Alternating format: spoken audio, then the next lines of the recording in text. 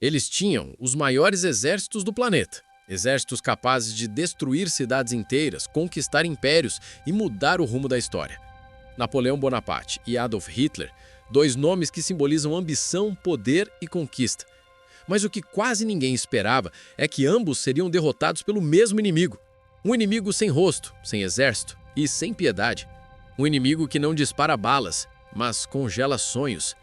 Que não luta com armas, mas com o frio. Esse inimigo é o inverno russo.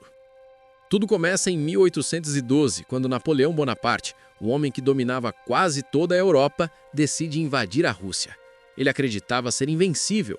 Após vencer grandes batalhas e subjugar reinos inteiros, restava apenas um obstáculo para o domínio total do continente: o Império Russo.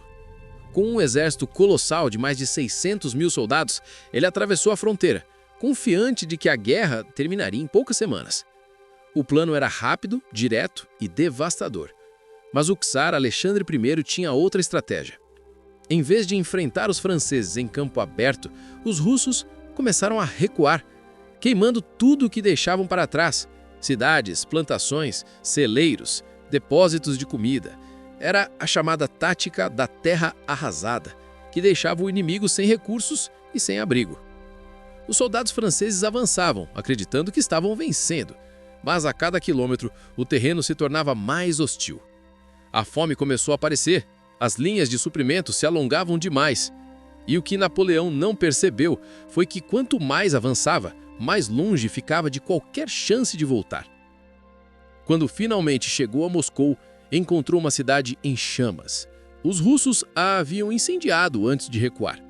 Nem o abrigo, nenhuma comida, nenhuma vitória real.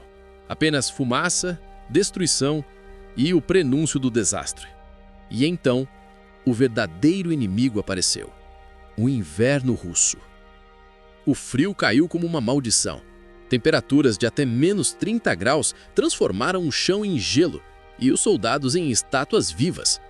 Cavalos congelavam em pé, as armas travavam, as botas rasgavam. A fome e as doenças começaram a se espalhar. Os homens de Napoleão morreram não em batalhas, mas nas estradas cobertas de neve. A retirada, que deveria ser estratégica, virou um pesadelo. Os russos, acostumados ao frio, atacavam constantemente as colunas francesas em retirada. Era o caos total. Dos mais de 600 mil soldados que partiram da França, apenas cerca de 60 mil conseguiram voltar. Napoleão, o homem que acreditava dominar o mundo, fora derrotado, não por outro exército, mas pelo clima mais implacável da terra. Mais de um século depois, a história se repetiria. Em 1941, outro homem com ambições semelhantes decidiu desafiar a Rússia, agora a União Soviética. O nome dele era Adolf Hitler. Líder da Alemanha nazista, Hitler acreditava que o exército alemão era o mais poderoso da história. Iniciou então a Operação Barbarossa, a maior invasão militar de todos os tempos. 3 milhões de soldados, milhares de tanques e aviões cruzaram as fronteiras soviéticas. A meta era simples: tomar Moscou antes do inverno. Hitler estava convencido de que venceria rapidamente, assim como Napoleão pensou. Mas o erro seria o mesmo. A União Soviética, comandada por Joseph Stalin, reagiu com a mesma tática que Napoleão enfrentara: recuo e destruição. As tropas soviéticas abandonaram cidades e vilas, queimando suprimentos e sabotando ferrovias. Os alemães avançavam, mas o país parecia não ter fim. As distâncias eram gigantescas, o terreno traiçoeiro e as linhas de abastecimento cada vez mais longas e vulneráveis. Quando o outono chegou, a chuva transformou o solo em um mar de lama. Os tanques atolavam, os caminhões quebravam e o avanço começou a parar. E foi aí que novamente o inverno chegou. O frio russo não perdoa. As temperaturas despencaram para menos 40 graus, os motores congelavam, os lubrificantes endureciam e as armas simplesmente deixavam de funcionar. Soldados alemães acostumados ao clima europeu não tinham roupas de inverno. Muitos usavam jornais dentro das fardas, tentando se proteger. Mas nada adiantava. Homens morriam dormindo, congelados.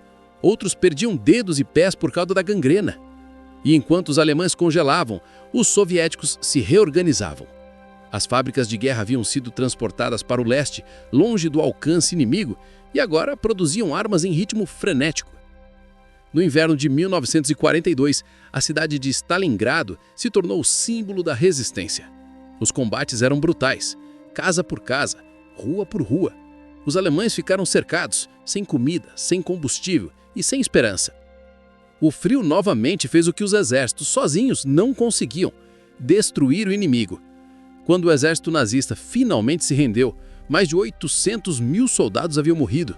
Era o início do fim para Hitler. O general Inverno, como os russos chamam esse aliado invisível, havia vencido novamente. Ele já havia derrotado Napoleão e agora destruía Hitler. Para os russos, o frio não é apenas uma parte do clima, é parte da alma nacional. É uma força que molda a sua cultura, sua história e sua resistência. Eles aprenderam a viver com ele, a usá-lo como arma, a transformar o que é fatal para os outros em força para si mesmos. O inverno russo não é comum. Em algumas regiões, o vento atinge menos 50 graus. A água congela em segundos. O ar corta como lâmina e a própria respiração se torna um bardo.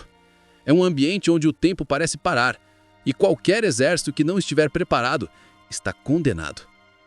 Napoleão e Hitler, separados por mais de um século, cometeram o mesmo erro. Subestimaram o frio, a distância e a força da Rússia.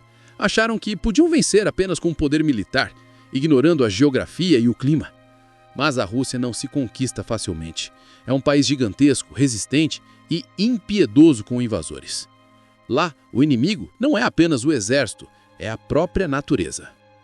A história mostra que, em ambos os casos, o inverno foi mais do que um fenômeno climático. Foi um símbolo. Representou o limite da arrogância humana diante das forças da natureza. Napoleão acreditava ser invencível. Hitler acreditava ser imortal.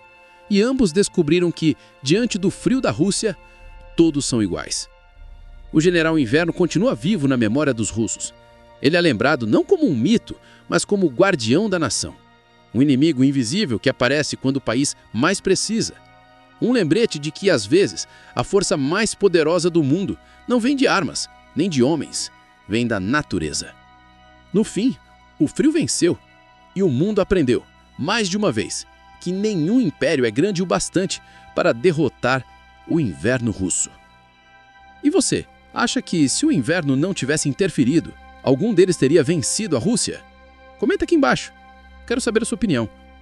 E se você gostou desse vídeo, deixa o like, se inscreve no canal Saiba Já e ativa o sininho para não perder as próximas histórias incríveis que marcaram o mundo. Nos vemos no próximo vídeo.